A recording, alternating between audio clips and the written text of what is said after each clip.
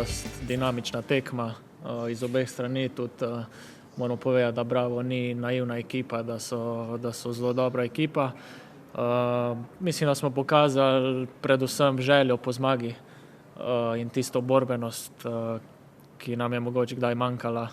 Pa konec koncev tudi neki kvalitete, no, da smo potem tudi obrnili tekmo v našo korist, tako da v bistvu mi smo zadovoljni z zmago. Dosti lažje je, saj vemo, da smo čakali to prvo zmago, tako da mi smo se usmerili zdaj v prvenstvo in mislim, da je bila to pomembna zmaga.